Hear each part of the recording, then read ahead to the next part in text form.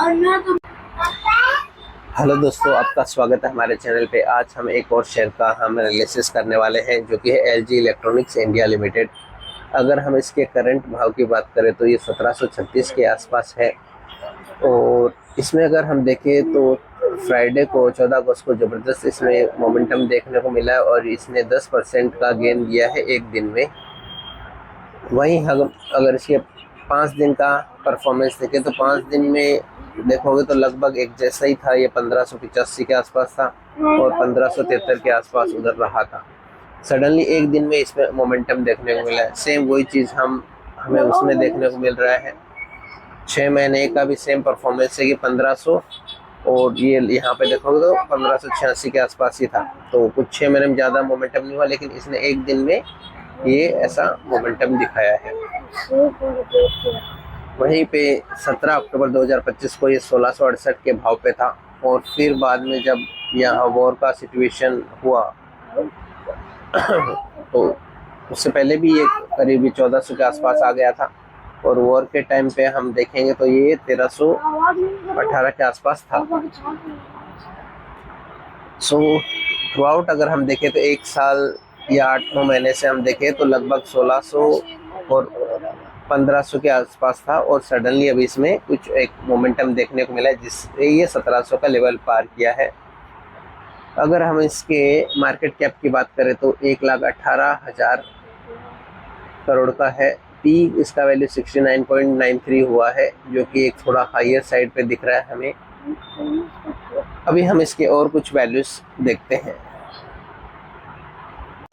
अगर हम इसके सेल्स की बात करें तो यहाँ पे 2000 में मार्च में अगर हम देखें 15,710 करोड़ का इसका सेल्स हुआ था यहाँ पे। उसके मुकाबले में जो कंपनी का एक्सपेंस था 13,241 करोड़ का था, और जो नेट प्रॉफिट आता है कंपनी का कुछ 1,854 करोड़ का प्रॉफिट होता है। वहीं पे अगले साल में अगर देखोगे तो यहाँ पे करीब प्रॉफिट में कमी होती है, और सेल्स में भी कुछ देखोगे तो 700 करोड़ के आसपास में कमी देखने को मिलती है। 15,087 करोड़ के आसपास ही हुआ है, और नेट प्रॉफिट में बहुत ज़्यादा यहाँ पे गिरावट देखने को मिलती है। जहाँ से 1854 करोड़ का हुआ था पिछले साल, वहाँ पे 1529 करोड़। एक और साल बाद में देखते हैं तो कंपनी का सेल्स तो बढ़ जाता है, लेकिन जो कंपनी का एक्सपेंस है उसके मुकाबले में उसमें भी बढ़ोतरी देखने को मिलती है, और ये सीधा बढ़ के 15,124 करोड़ का हो जाता है, जिसके कारण हम देखें तो कंपनी का जो नेट प्रॉफिट है मात्र 1175 करोड़ का रह जाता है। तो कंपनी का सेल्स बढ़ रहा है, लेकिन उसके मुकाबले में देखें तो कंपनी के एक्सपेंसेस भी काफ़ी ज़्यादा बढ़ रहे हैं। तो ये चीज़ें हमें ध्यान में रखनी पड़ेगी कि कंपनी के एक्सपेंस बहुत ज़्यादा बढ़ रहे हैं एज़ कम्पेयर टू प्रॉफिट।